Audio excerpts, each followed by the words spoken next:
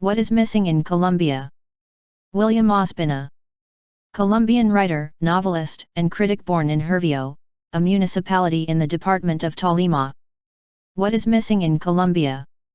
One of the most indisputable truths of our tradition is that Colombian society is founded on the example of the French Revolution and the Declaration of the Rights of Man, as well as on its ideals of freedom, equality, and fraternity. When the 200th anniversary of that revolution was recently celebrated, many reminded us how intensely we come from it and are children of its example. However, I believe that if Colombian society and the apparatus of its institutions demonstrate anything, it is that no one comes from a distant revolution and no one can simply be the son of its example. You live a revolution or you don't live it, and the pretense of inheriting its emblems without having participated in the mental and social dynamics that gave it life, without having won its victories or suffered its sufferings, is nothing more than a resounding imposture. Our history is usually characterized by that tendency to think that it is enough to repeat with rapture the words that expressed an era in order to participate in it. It is enough for us to shout liberté, égalité, and fraternité, so that luminous freedom, generous equality, noble brotherhood reign among us, so that we have already made our revolution. But in reality we rush to utter those cries to prevent that revolution from coming and to pretend that we have already made it. 180 years after its independence from the Spanish Empire, Colombia is a society prior to the French Revolution, prior to the Enlightenment and prior to the Protestant Reformation. Under the guise of a liberal republic, it is a colonized stately society, ashamed of itself and hesitant to take on the challenge of knowing itself, of recognizing itself, and of attempting institutions that are born from its own social composition. Since the discovery of America, Colombia has been a society incapable of charting its own destiny. It has officiated at the altars of several planetary powers, it has tried to imitate their cultures, and the only culture in which it has radically refused to recognize itself is its own. In that of its indigenous people, its criollos, its blacks, its mulattoes, and its growing miscegenations. It has also refused, after the magnificent experience of the botanical expedition was drowned in blood, to recognize itself in its nature. For this reason, he is now paying the consequences of his unheard-of lack of character. It has allowed other peoples to impose a social and ethical interpretation of some of its natural wealth. It has assumed the passive and miserable role of witness to how the logic of industrial society transforms, for example, the coca leaf into cocaine, consumes it frantically, irrigates the veins of its economy with its trade, and finally declares the countries that cultivate it, process it, and sell it as the true responsible for the fact and the only ones who must correct it. Thus, a problem that compromises the crisis of civilization, the inability of modern societies to offer serenity and happiness to their crowds, the ethical emptiness of a declining age, and the growing need of this time to stun oneself with spectacles and substances. Increasingly exciting, it is turned by irresponsible governments and unscrupulous empires into a police problem, and it is always the servile peripheral countries that get involved that end up being demonized by the imperial finger. This is because it is a fundamental law of all power that the fault always lies with others, and above all with the weak. The reason why human beings have such a hard time finding the causes of evil is because the last thing we do is look at our hearts. We always look into the heart of the neighbor to find the guilty, and we are stunned with the infinite presumption of our own innocence. This is how the empire works. It incites, pays for, consumes, produces processing substances, polishes procedures, develops marketing methods, sustains immense state apparatuses dedicated to instigating trafficking in order to learn about it and be able to repress it, allows legions of officials to debase themselves and betray themselves in the name of the country and the community, sacralizes degrading and disgusting practices under the old banner that the end justifies the means, and finally declares himself innocent of a conspiracy and calls for the crusade of the pure against the demons. But what happens in the field of international relations, and which repeats what has always happened in the unequal relations between the country and others, is just one of the frameworks in which the incredible reality of our country moves. How do you sustain a society in which everyone knows that practically nothing works? From the public telephones that are not good for making calls to the bridges that are not good for being used and the public officials that are not good for attending to people and the armed forces that are not good for defending the lives of citizens and the judges that are not used to judge and governments that are not used to govern and laws that are not used to be obeyed, the spectacle that Colombia would offer to a hypothetical well-intentioned and sensible observer would be amusing if it were not for the pool of blood in which it rests. Any Colombian knows, nothing here serves a public purpose. Here there are only private interests. The Colombian only conceives of personal relationships, he only conceives of his limited personal or family interest, and to that sole purpose he subordinates all his public and private activity.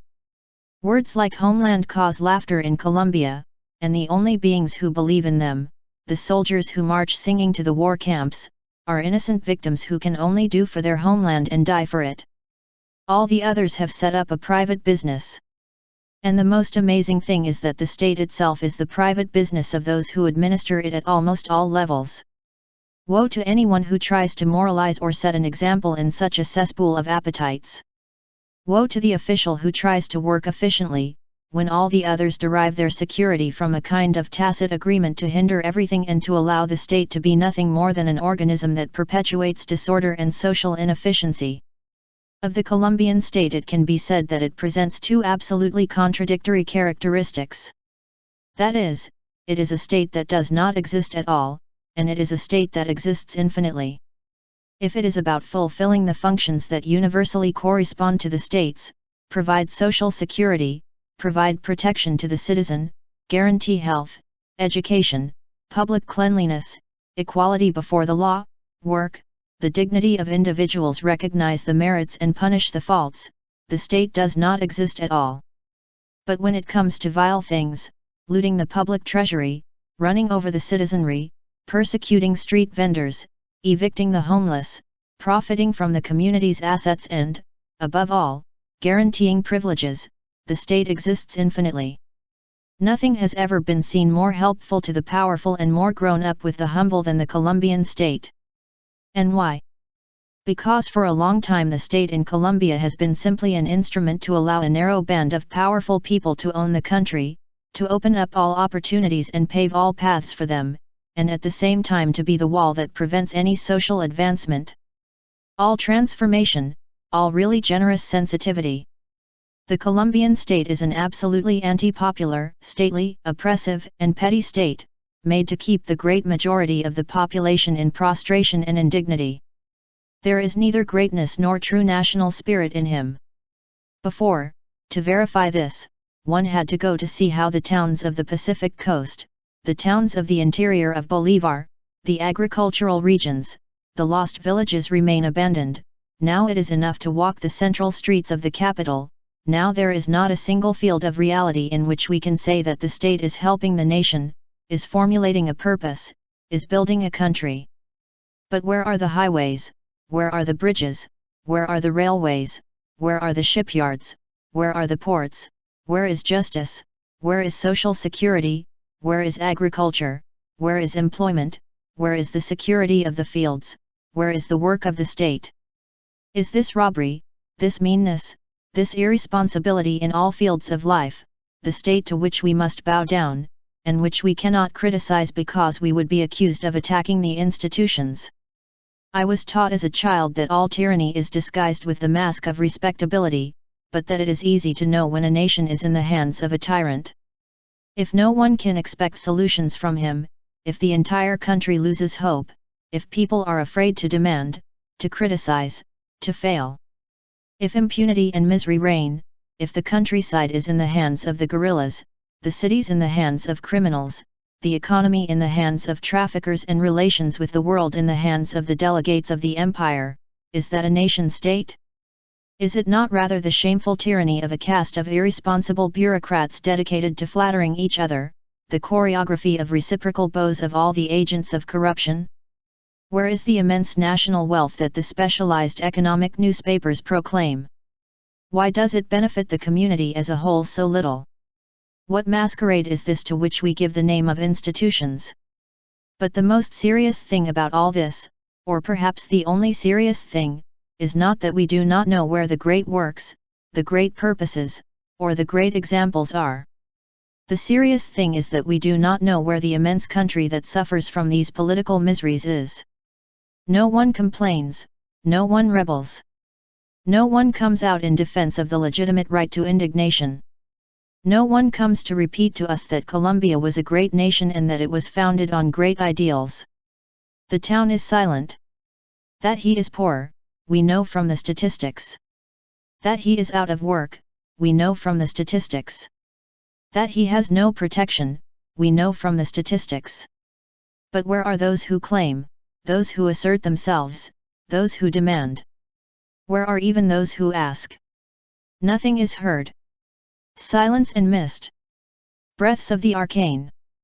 The light lies, the song lies. Only the rumor of a vague vain wind flying on the sails expires. What the poet heard 50 years ago is what we continue to hear. But if no one complains, then isn't all this invective a disproportionate injustice? Could it be that there is indeed an effort by the state to fulfill its duty and that is why the citizenry is silent and waits?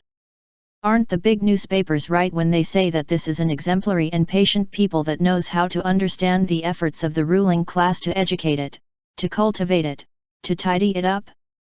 The ignorant mob may not deserve much, but apparently they know how to be grateful. He does not rebel, he does not even ask, he simply waits with exemplary patience for the reward of such a long wait to fall into his hands one day. But the truth is that the people expect nothing. Or better said, don't even wait. Colombia, it must be said, has a sad characteristic. It is a country that has become accustomed to begging, and this means, it is a country that has renounced dignity. There are not only beggars in the streets, the state wants to accustom citizens to beg. The state, for example, does not fulfill its functions. He has no money, he says, since citizens do not pay taxes as they should. However, citizens do not pay taxes as they should because the state does not invest but embezzles funds, wastes and steals. Thus the irremediable circle is closed. But since the state does not comply, here are the individuals. The private company, for example, is going to do us the favor of helping people. Sometimes companies' charitable missions come to the depressed communes, to the abandoned coastlines, to the lost towns to do what the state did not do. On the one hand, of course, all these philanthropic missions obtain exemptions and recognition from the state. But society also owes gratitude to these generous apostles of the public interest. What's wrong with that? That we are used to receiving and thanking as alms what is owed to us by right. Thus, life becomes a miracle only possible through the philanthropy of a few, and society is never made up of free and haughty individuals, of worthy and enterprising beings who feel they have the right to demand, who feel they are spokespersons of the national will, but by submissive and grateful beggars. But the state itself is constantly begging, and only in this area does it assume its function of setting an example. If there is a catastrophe, an earthquake, say, and in a medium-sized city 10 buildings collapse, we can be sure that when the head of the disaster office is interviewed about what is being done to respond to the problem, the official will say, "We are already asking international organizations for help." How? A country that is not capable of rebuilding 10 collapsed buildings? A country that first thinks of begging planetary organisms for alms? That is the example of our state. While inside here the officials and contractors fly with taxpayers' money, let the international organizations rebuild our buildings. And so spreads the most dangerous, the most discouraging, the most numbing of the nation's ills, the indignity, the lack of pride, the terrifying lack of character that eats away at the country and of which almost all of our rulers are notable exponents. Sometimes their memory may fail them, sometimes their responsibility may fail them, sometimes their ethics may fail them, always, at the moment when it is most needed, their character fails them. And in that they only show that they are as Colombian as the rest, because if our country lacks something, it is character. That is why we do not trust ourselves, that is why we do not feel in good hands when we are in the hands of our countrymen, that is why we do not buy what we produce and that is why we only value what others produce, that is why we hardly invent anything, and the sometimes we never value what we invent. But are we guilty of not having character? And in what is it revealed that we lack it? In the first place, when something has become so much our own, it is already necessary to assume it as a destiny, and in the face of this, it is only possible to face it or change it. We cannot take refuge under the pretext that we are not the cause of our ills, that we are children of history. If we are children of history, history has taught that it can take sudden turns moved by the collective will to change. But why change? That is where it is necessary to undress the danger of the lack of character. For example, a nurse makes a mistake in administering medicine. If he has character, he will be able to face responsibility for his mistake, he will sound the alarm, he will say, "I was wrong, I accept my fault, but let's do something, let's not allow this person to die." If he has no character, he will try to prevent others from finding out about the mistake, and with it he will produce a chain of horrible events. Later, the director of the clinic, with his corresponding lack of character, instead of accepting the fact, will hide the error for 3 days, will deny to the media that it has occurred, and we will all feel that this is a country in which we cannot trust anyone. This will occur in all fields of life, and we will end up feeling that we are in the hands of irresponsible and foolish people who do not have the courage and integrity to take on difficulties and resolve them gallantly and with respect for others. That's why here, every time someone makes a mistake, he roars at his victim, so that he doesn't think he will show the weakness of assuming the mistake.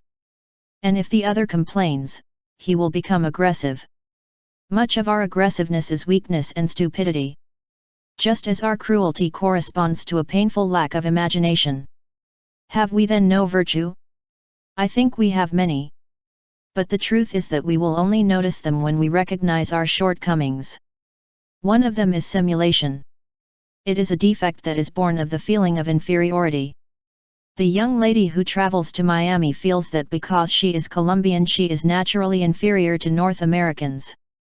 So when she returns she will try to show that her trip has shortchanged her into a foreigner, or lightened her shameful Creole condition. It will then pretend to belong to that illustrious tradition. Thus, this simulation, this imposture, which seems arrogance, is an act of servility and ridiculous humility. This is what happens when Creole advertisers talk to each other in English to dazzle each other, when young people try to impress themselves with the brands of the clothes they wear. All authenticity is considered a shortage, because you have a deep feeling of unworthiness and smallness, so you have to affirm yourself in the marks, in the poses, in the symbols.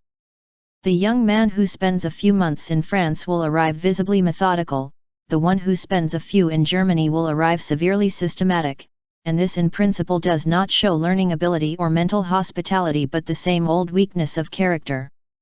The one that makes television commercials full of people with fine features and clear eyes, because the mestizos who have always run the country remain ashamed of their faces, their language, their spirit, only the physiognomies sacralized by a servile aesthetic, only the tastes inherited by our traditional lack of originality, can be expressed. Thus we continue to play the game that we are exclusively a white, Catholic, and liberal nation, even though our cities are the most notable example of miscegenation and mulattoage on the continent, although our religious life is the most amazing combination of spiritualism, Santeria, witchcraft, animism, and hypocrisy that can be found, although our political life is characterized by the fact that the President of the Republic is elected by 10% of the population, exactly the same percentage who lives directly or indirectly from the state. From very early on in our country there was this tendency to exclude and disqualify others, which has brought us to the heights of intolerance and social hostility that we suffer today. A Colombian hardly recognizes himself in another without a long series of checks of an ethnic, economic, political, social and family nature, if you don't do a thorough exploration of where you work, the neighborhood you live in, the clothes you wear, and the people you meet. And of course this hostility is not only from the rich towards the poor, the latter in turn feel the discomfort of relating to people who belong to another world, and they do not stop expressing the displeasure caused by the ritual of simulations that characterizes life. Society of the other classes. The stately contempt for the humble has one of its greatest strongholds in this country. Many would believe that this is a universal phenomenon, but it is enough to visit other countries to understand that in them certain principles of democracy are realities, not perfect of course, but much closer to the ideal that democracy suggests. Countries without extreme conditions of misery, countries that respect human work, value it and reward it, countries that do not allow themselves the indignity of having their streets infested with beggars, countries that do not allow themselves the degrading spectacle of having people on the streets who they feed on garbage. Because there the absurdity and insignificance of our courtly airs are naked.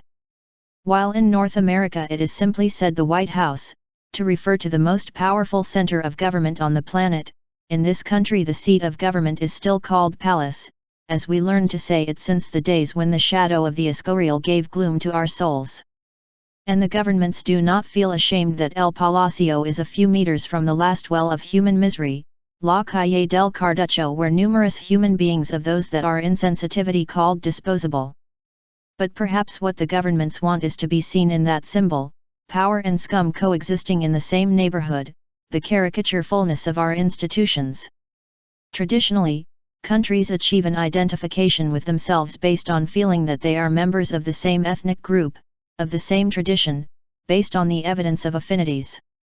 But the main characteristic of the modernity inaugurated by the discovery of America is the convergence on each territory of the greatest ethnic, religious, and cultural diversity imaginable. Empires have always been victims of a profound contradiction.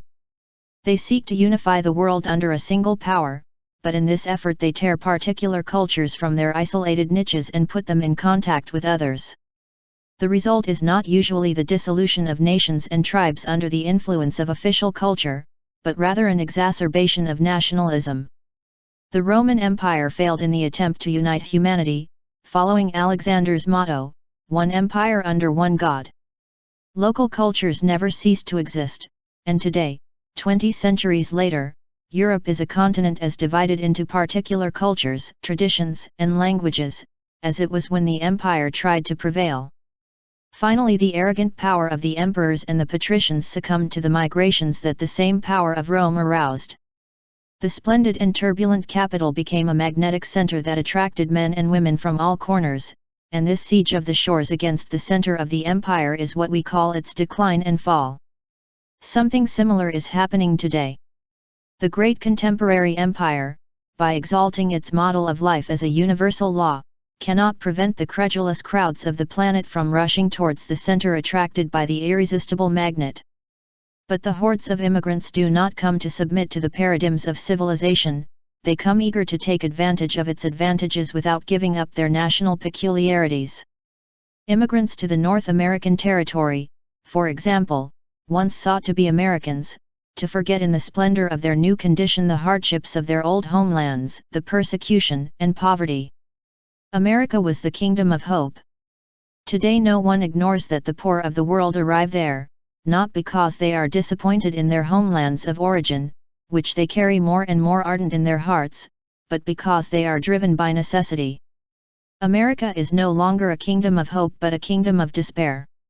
It is not surprising that immigrants take advantage of the New World but feel that they belong more and more to the small country from which they come, and this is even stronger because modern communications allow them to have almost daily contact with their origins. Colombia was incorporated into modernity by the discovery, and it would be difficult to find a nation that brings together so many contradictions typical of our time. The conflict between the native peoples and the invading peoples is in it from the beginning.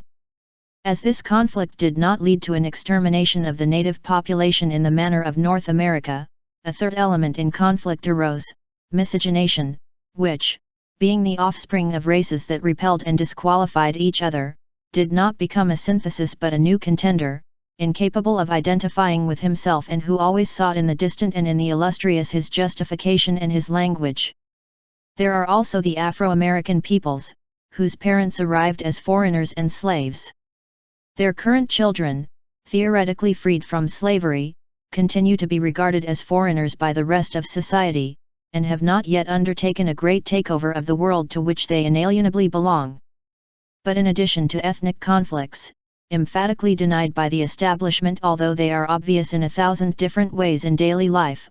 A deeper conflict is that between the economic and political elites and the rest of society, discriminated against by their poverty and excluded from all opportunity. Added to this is the fact that starting in the 1940s, a colossal process of peasant exodus to the cities began, fleeing ruthless rural violence, a process that in less than half a century inverted the proportions of urban population and population peasant. This would not be so serious if it were not for the fact that this small urban sector, led by the arrogant capital of the Republic, was deeply ashamed of the country to which it belonged, and received the peasants with truly disgraceful incomprehension, hostility, and inhumanity. The peasants came from a long-established culture. They had a wisdom in their relationship with the land, a language full of grace, in which roughness and tenderness found an eloquent and lively expression. They were dignified and serene beings incorporated into a profound and profitable relationship with the world. Overnight, these beings were swept away by a furious wind that tore them from the ancient steadiness of their universe and cast them defenseless into an unforgiving world. His simplicity was received as ignorance, his nobility as stupidity, his elemental wisdom as dullness. It is impossible to describe how many ways the vast masses of expelled peasants suddenly found themselves foreigners in their own homeland, and the label mountaineer became the stigma with which Colombia turned its back on its past and abandoned their children in the hands of the prejudices of modernity. Suddenly the country of simulation, unable to build something of its own in which to recognize itself, discovered the paradigms of progress only to use them against itself, and bowed as always, without criteria, without character, without reflection and without memory, to the dictates of a hypothetical superior world. The main characteristic of the Colombian ruling classes has not been wickedness, cruelty, or lack of nobility, but fundamentally stupidity. Or, rather, it is from this stupidity that all other evils spring like hydra heads. In all the countries of the world there are rich and poor, there are people favored by fortune and people abandoned by it. But the ruling classes of the great world not only assumed their patriotic duties early, identified themselves with the reality to which they belonged and admitted a principle of dignity in the multitudes of their nations, but also tried to be consistent. When they founded institutions based on elementary principles of equality of opportunity and respect for human dignity, they tried to at least be faithful to those principles. Something taught them that one cannot allow misery and indignity to proliferate with impunity. To this, the ethics of some religions that felt responsible for their faithful contributed in many places, an ethics that compromised conduct, while it is already known that the religious ethics of our nation is surprisingly based on the criterion that he who sins and pray empata, and suggests that religious life does not consist in doing well but in repenting in time. Here the people feel that they are fulfilling their religious duties not if they are noble and generous with others, in accordance with the precept of Christ, but if they comply with the liturgy. To be saved, it was not necessary to comply with humanity, it was enough to comply with the Church. From early on, poverty was allowed to proliferate here, because those beings of other races and other cultures did not deserve the respect and care of the good people, and they were hardly worthy of charity. That is why since colonial times there have been gamines in Bogotá, and it is significant that even to name them they have resorted to the imposture of another language.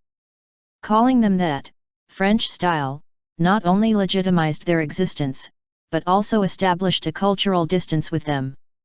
Even the indigent children served these Creoles without character to feel superior, to feel fine and illustrious. The idea that poverty is the problem of the poor found its way very easily in these lands of God. From then on the powerful felt that they were sufficiently doing their duty if they devoted a fraction of their wealth to charity.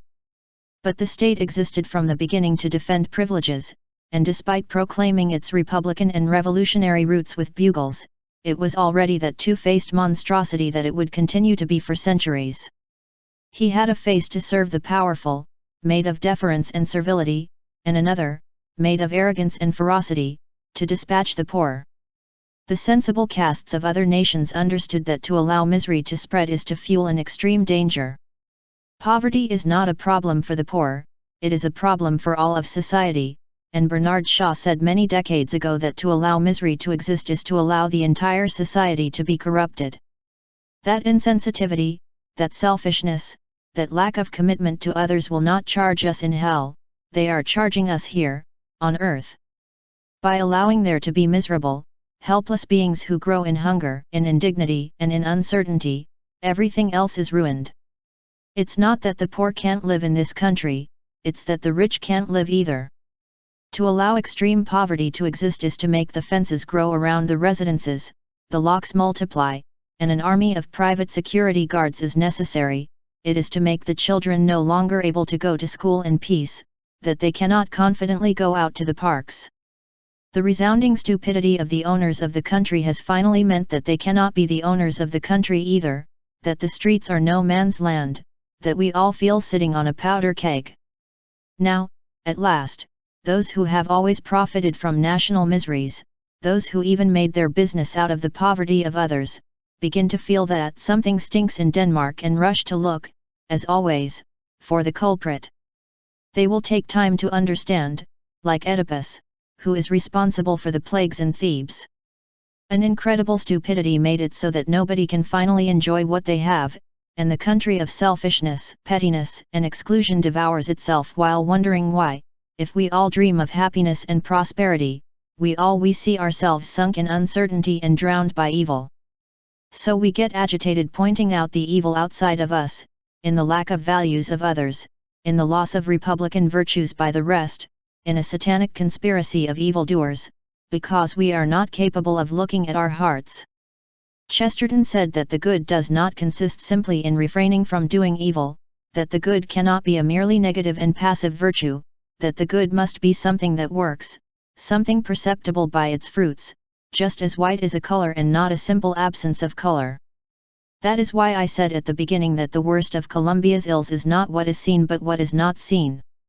The immense excluded people who do not express themselves, or who have so completely lost confidence that they preferred to withdraw into personal life, living on the margins of the corrupt and hostile state, trying to save themselves, as best they can, and dedicated to the task at the same time precarious and heroic to search for subsistence in a fight of all against all, because no collective purpose can be vindicated, because no one can feel worthy and proud part of a nation.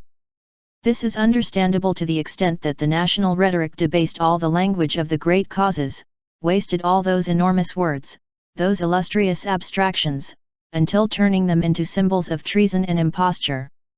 I sincerely believe that after Jorge Eliar Gayton, no politician has spoken words that truly establish a community, bonds of solidarity among Colombians.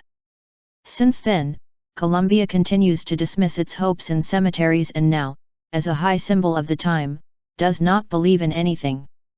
The picture that Colombia offers us today, intimidated by itself, cornered by itself, sunk in a knot of cruel and sterile wars, where all those who obtain some benefit close their eyes and tell themselves again that it is only for now, that the storm will pass, that confused picture could be described by these verses of W.B. Yeats: the best lack all conviction, while the worst are full of passionate intensity.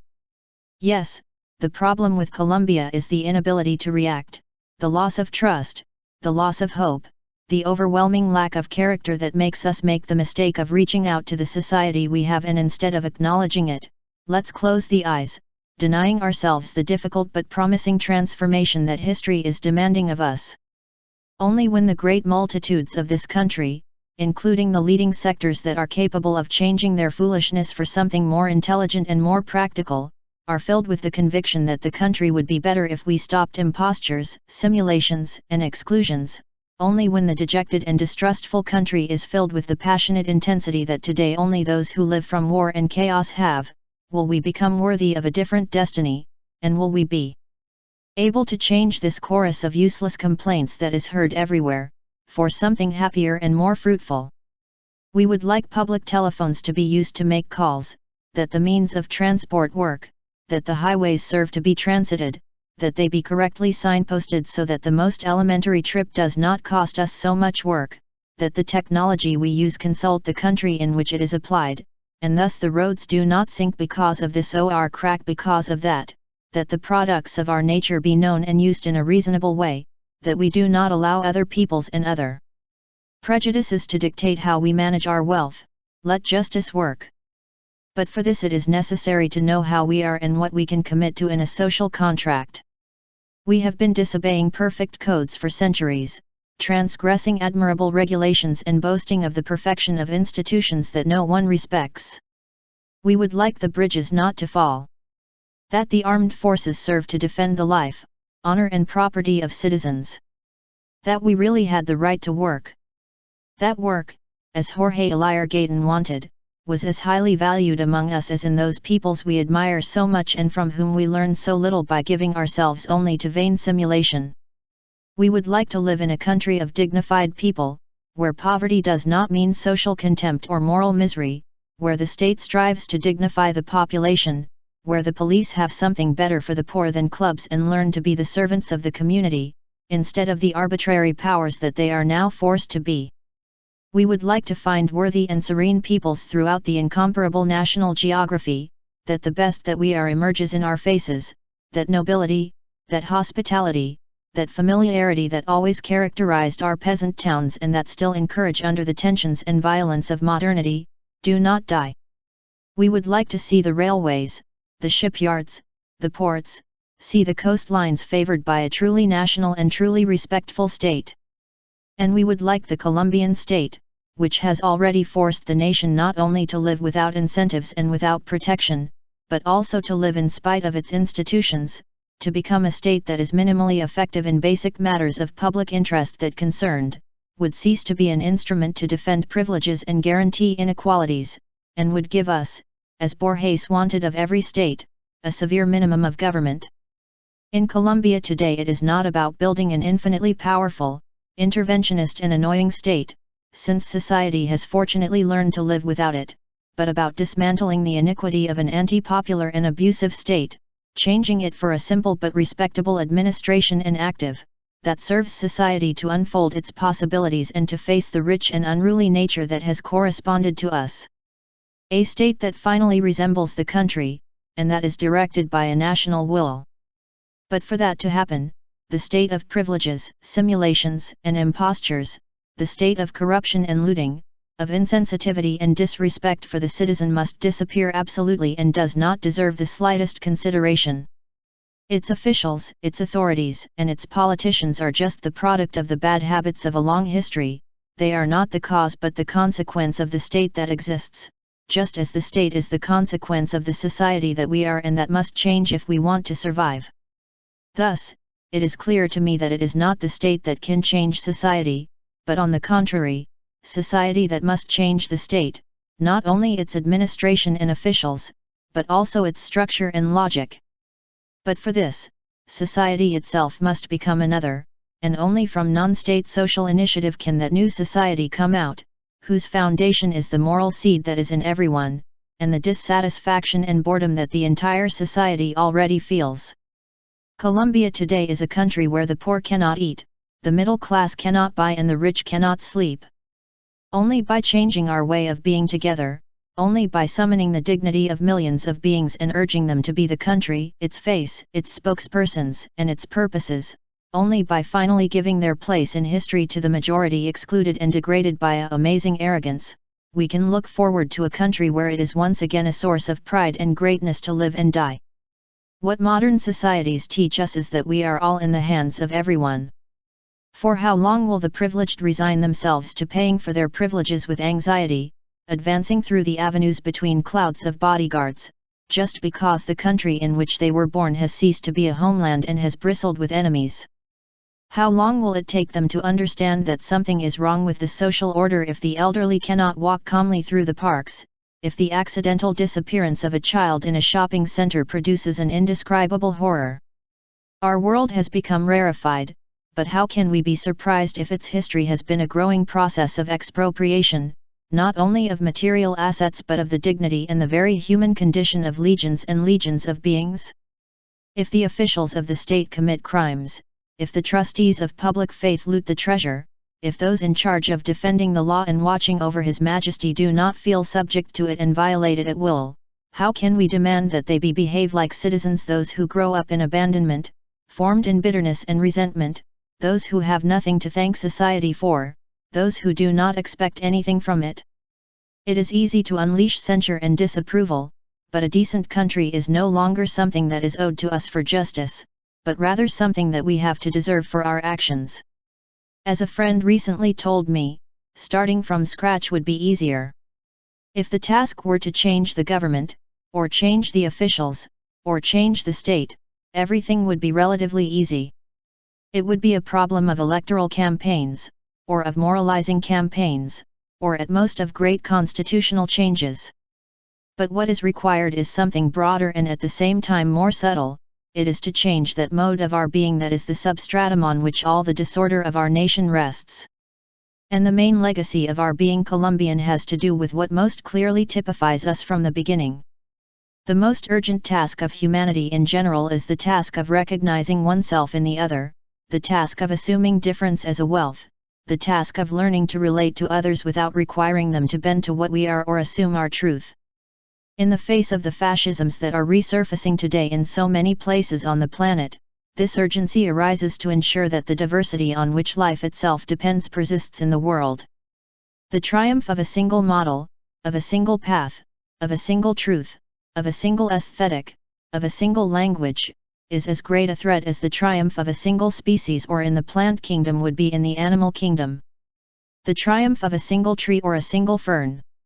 In this defense of diversity, there is room for the struggle for the existence of many different nations, with their different languages, with their cultures, with their clothing, with their gods and, if you will, with their prejudices. And so the danger of hegemony and imperialism is better seen. During the Boer War in South Africa at the turn of the century, Chesterton declared himself a supporter of South African nationalists in the name of English nationalism. Accused of treason, he replied, "I am a nationalist." Being a nationalist is not only loving one's own nation but accepting that others have theirs. Being an imperialist, on the other hand, is in the name of one's own nation wanting to take their nation away from others. It is in this struggle for the recognition of the other and respect for him that the unique task of Colombians is inscribed in our time. Because like many modern countries and perhaps a little more, Colombia is par excellence the country of the other. And all his misfortune has consisted in the inability to recognize himself in the other because the other is always different. He is not the brother, nor the member of the ethnic group, nor the member of the tribe, nor the co-religionist, nor the member of the same social class, or the same party. Each Colombian is the other, the different, what is not confused with me. This extreme individuality is the fruit of all the tensions of the West condensed in a single territory. Of the clash between Europe and America, of the clash between whites and Indians, of the clash between Catholics and pagans, of the clash between masters and slaves, of the clash between metropolises and colonies, of the clash between barbarism and civilization, and the impossibility of knowing which is which, of the clash between the peninsulars and the Creoles, of the clash between the capital and the province, of the clash between the city dwellers and the mountains, of the clash between the rich and the poor, of the clash between the educated and the ignorant, of the clash between officials and individuals, of the clash between Caribbeans and Andeans, of the clash between those who are people and those who are not, of the clash between federalists and centralists, of the clash between the traditionalists and the radicals, of the clash between the caminduleros and the cumcuras, of the clash between the liberals and the conservatives, of the clash between the bandits and the good people, of the clash between the armed forces and the subversives, of the long and reciprocal disqualifications between all these groups that hate and deny each other, without knowing that they are nothing more than the heirs and the perpetuators of an ancient curse, in the country of inherited hatreds and the pedagogies of intolerance and resentment. Every Colombian is the other, and will have to fight against his own heart to be a little more generous, a little more tolerant, a little more friendly, a little more hospitable. If we don't, we will continue to be the melancholy country where being intelligent consists of being clever, that is, capable of deceiving the other without scruples, where to be noble is to be an idiot, where to differ from the others is to arouse the chorus of gossip, and where a kind of dark and crouching fascism continues to feed on hatred and exclusion. Borges speaks of the hydrographers who affirmed that a single ruby is enough to divert the course of a river. One thing would suffice for Colombia to change to the unimaginable. It would be enough for each Colombian to become capable of accepting the other, to accept the dignity of what is different, and to feel capable of respecting what is not like him. That is the change at once vast and subtle that I was talking about. That is perhaps the only revolution that Colombia needs. Finish. What is missing in Colombia? William Ospina.